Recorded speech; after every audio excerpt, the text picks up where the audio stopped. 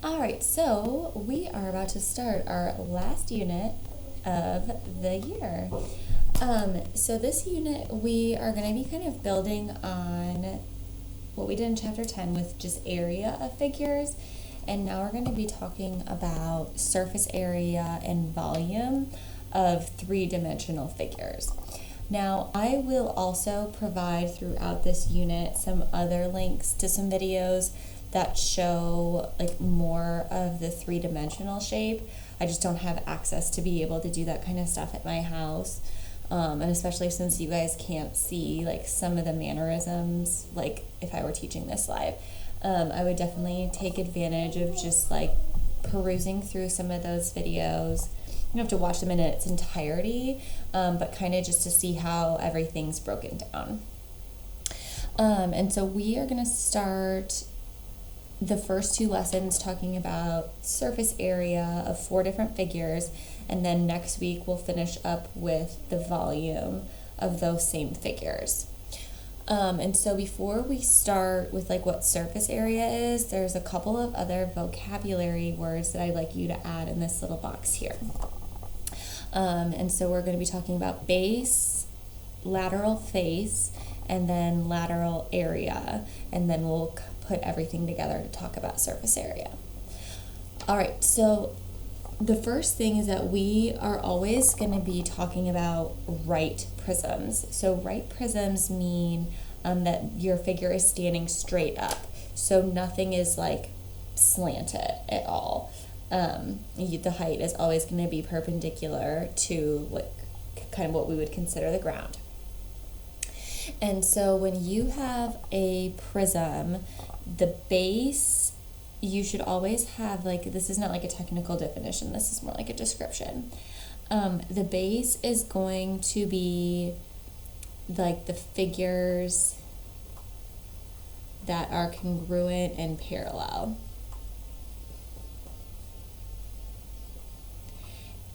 And this is going to be more important when we get to our triangular prisms as opposed to like the rectangular prisms.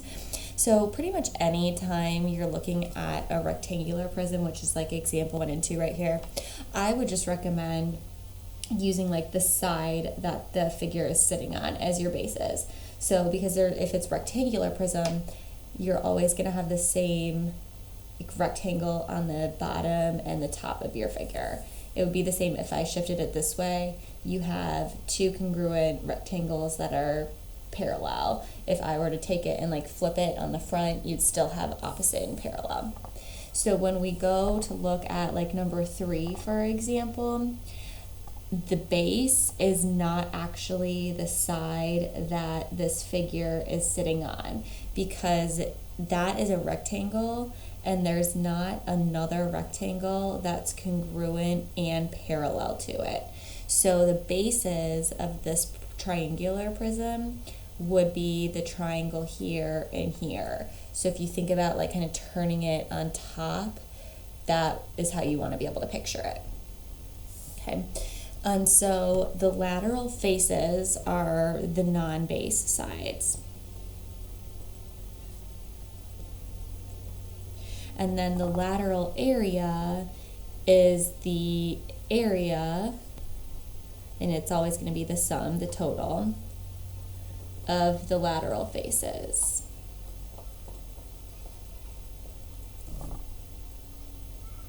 Okay.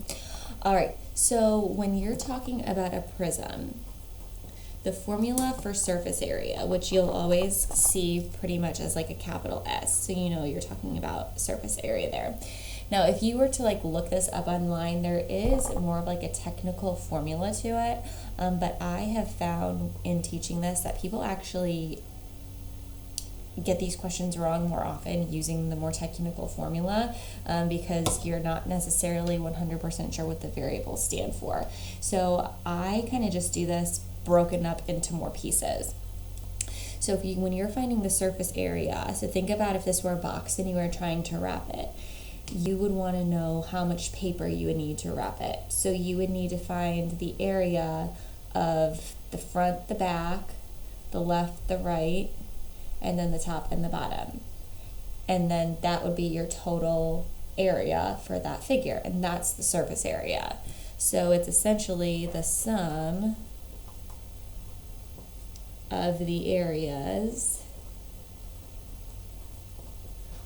of all faces of a prism. So again, it's not technically like a formula that I will refer to. Again, this is probably the lesser common way of doing this, but I have just honestly found students have more success when doing it this way. So if you watch another video somewhere and you like using like the more technical formula, go for it. It's totally up to you. Okay. All right, so if we just start with this example right here, this is a rectangular prism because the bases are rectangles.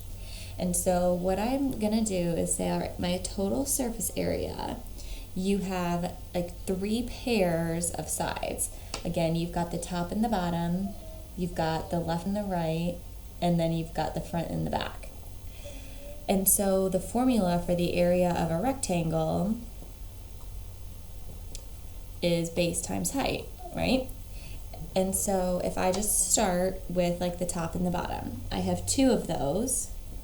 So the area of the top and the bottom rectangle is going to be 10 times 5. And again, I've got 2 of those. Then if I move to the left and the right, so that is going to be 2, and then the area of this rectangle would be 6 times 5. And then I've got the, so what did I do? Top and bottom, left, right. So now I've got the front and the back. And since it's a rectangle, I know that like that 6 inches is also going to be this right here. And so that would be 10 times 6. And so then once I just type that in and add them all together, that'll be my total surface area. So 2 times 10 times 5 is going to be 100. And then 2 times 6 times 5 is 60. And then 2 times 10 times 6 is 120. And then when I add those together,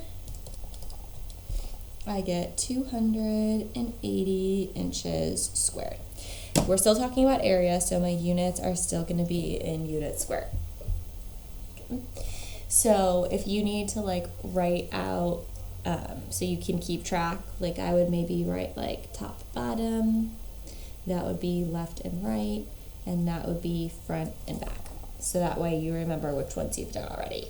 Okay. And that's it, that's surface area.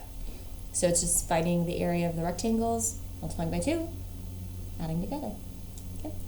So for this one, we've got another rectangular prism, and I've got all different size of rectangles around my figure.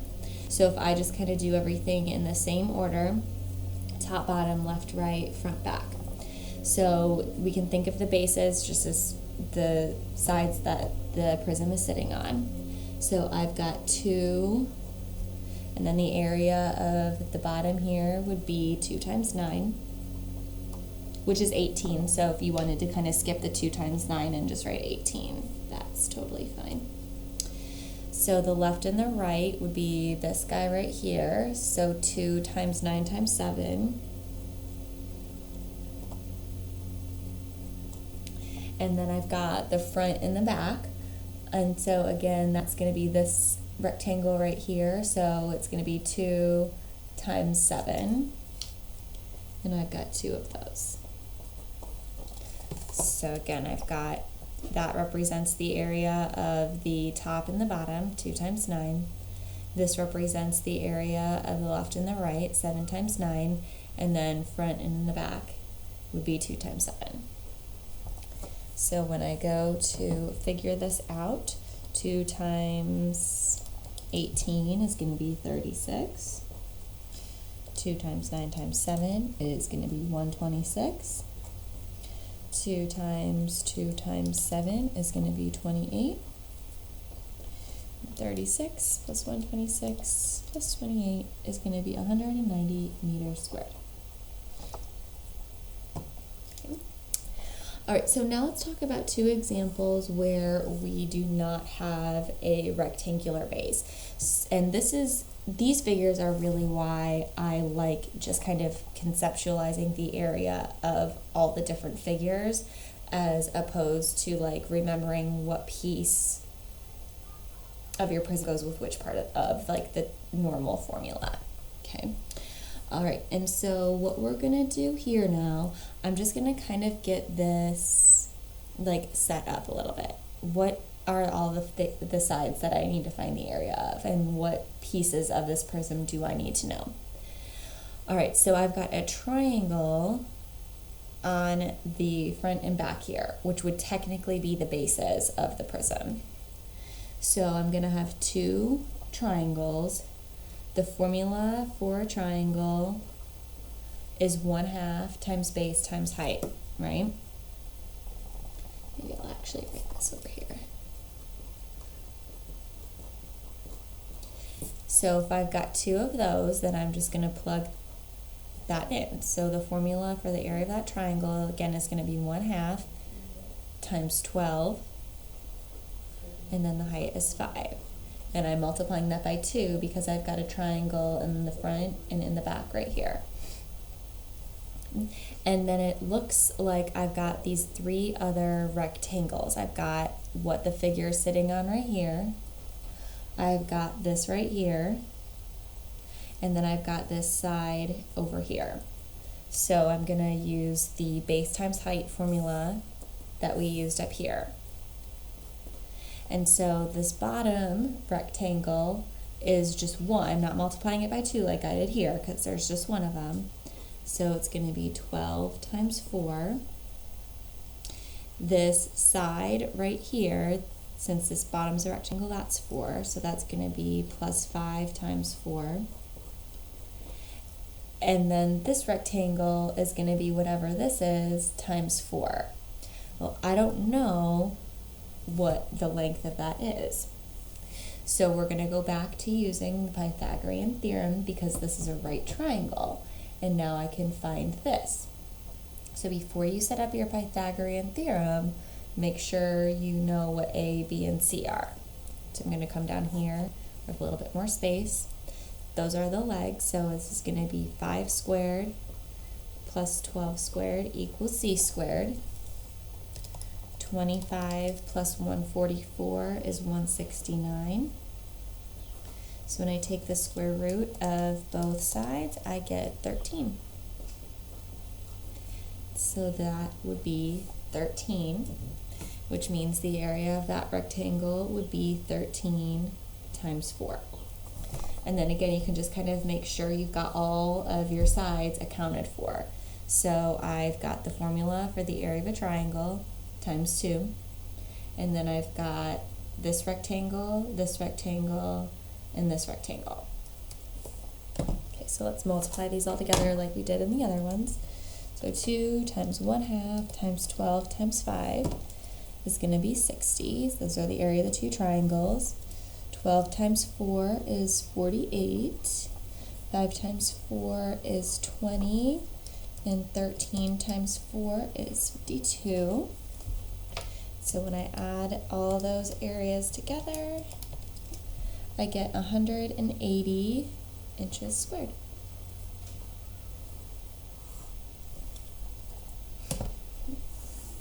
All right, and so this last prism would be another triangular prism. And so this one's sitting on the triangular bases.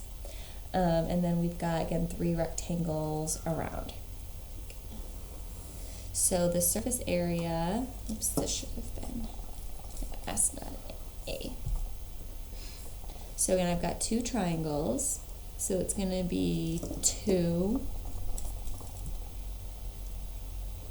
times 1/2. And then I can see here that this is a right triangle. So I can bring that up here. So again, I've got this right angle right here, which means I can make one of these values the base and one of those values the height, since those are the sides that come together at the right angle. And now I have to find the area of all of the rectangles. So this side one back here is going to be 4 times 2. This front one is going to be 2 times whatever this ends up being. So what would that be? If I do the Pythagorean theorem here. 3 squared plus 4 squared equals c squared. And then that would be 25. And so that means that c would be 5 right there. And so that means that this front rectangle would be 5 times 2. And then again, since this is a rectangle, I can bring that 2 centimeters over here. And so that means that this side would be 2 times 3. All right, so when I find the individual area, so 2 times 1/2 times 4 times 3 is going to be 12. 4 times 2 is 8. 5 times 2 is 10. 2 times 3 is 6. And when I add all this together, I get 36 centimeters squared.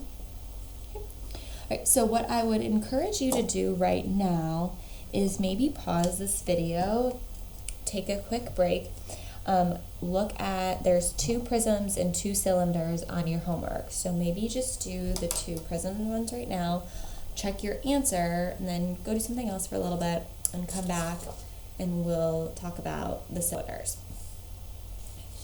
If you would just want to keep chugging away, that's fine too, but now would be a good time to take a little break if you need one. All right, and so now what we're going to do is talk about the surface area of a cylinder, so like a soup can. And we would have done circles in our area chapter, but we just, for time's sake, we decided to cut that out. So I am going to really quickly review the formulas for the area and circumference of a circle, and I'm just going to do that down here in this kind of open space right here. So the formula for the area of a circle is pi r squared, and r is the radius of your circle, which remember is halfway across.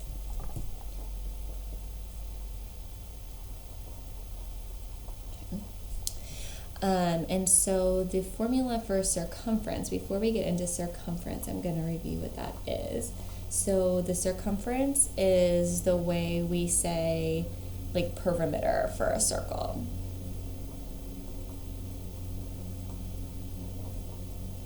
The reason we don't use the word perimeter is because the true definition of perimeter is the sum of all the sides of a figure, and since a circle is round, it doesn't technically have any sides, and so it just has a different word to it. You know, gotta make things confusing, right? And so the formula for the circumference is 2 pi r, or since 2 times r is the diameter, you may also see it as just pi times the diameter. And so we're going to be using radius more because we're going to be using like both of these formulas to find the formula for the circumference, but just to kind of review that these are the exact same thing. You're just writing it as 1 diameter versus 2 radii. Okay.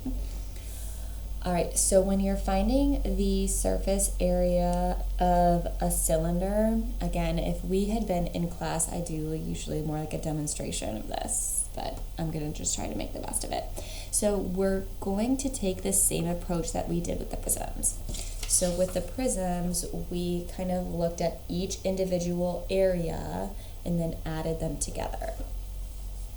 So when you pick a cylinder apart, you've got the 2 circles will always be your bases. So if I pick that apart here, since the formula for the area of a circle is pi r squared, and there's 2 of those, that means that you're always going to multiply that by 2. So the area of 1 is 1 pi r squared, so you're going to have 2 of these. Then think about if you were to like take a label off of a soup can. So it would start in that circle, and then when you take it apart, it becomes a rectangle. Okay, so I'm going to kind of go from here to here. Well, if we think about this as like that, like where you'd like start ripping it, right? When you peel it off, that longer side right here, that is going to be the same as the distance around the circle, which is the circumference. So this part is 2 pi r. So instead of like the base of a rectangle, this came from the perimeter of your circle, the circumference of your circle. And then this is the height of the can. So the area of this, since it's a rectangle, is always this times this, base times height. So the area of this is 2 pi r h. So all that stuff multiplied together.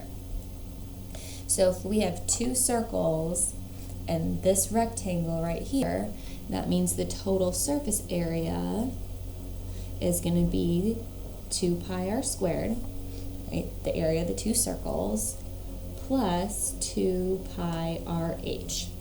So for this, I do use more of like the technical formula, but I want to make sure you really understand like where that formula came from.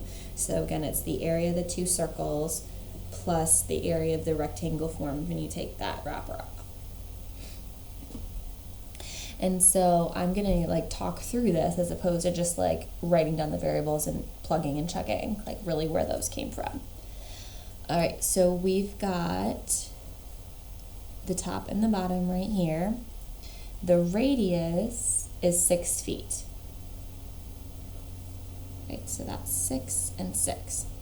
So that means that our surface area is going to be 2 times pi times 6 squared. And again, we're multiplying it by 2 because there's 2 circles. So then if I were to think about taking that wrapper off, this would come from the circumference of the circle. So that would be 2 times pi times 6. And then this would be the height of that soup can, which is 11. So the area of that rectangle is 2 pi r h. Okay. Now for all of these, I am going to ask you to give the exact and the approximate answer. So the exact answer means you leave pi in your answer. So treat it kind of like what we did with radicals. We'll multiply all of the numbers together and just tack that pi on at the end. So 2 times 36 is 72 pi. And then 2 times 6 times 11 is 132 pi. And then we'll add our coefficients together. So 204 pi feet squared. So that is what we call the exact answer. There's no rounding going on. So our approximate answer then, and I'm going to ask that instead of you guys using like the pi button on your calculator, just to keep it consistent for everyone, we're going to make pi, we're just going to type in 3.4. So we're going to use the approximate value of pi. Okay. So when I go to find my approximate answer, I'm going to multiply 204 by 3.14, and I'm going to get 640.56 feet squared. All right, so if we do that for this one, so I have 2 circles. So the area of those circles, 2 times pi times r squared. And then that rectangle would be 2 pi r, the circumference, times the height. So 2 times pi times r times the height, which was 4. Alright, so 2 times 9 is going to be 18 pi. And then 2 times 3 times 4 is going to be 24 pi. So that's going to be an exact answer of 42 pi feet squared. 42 times 3.14 is 131.88 feet squared.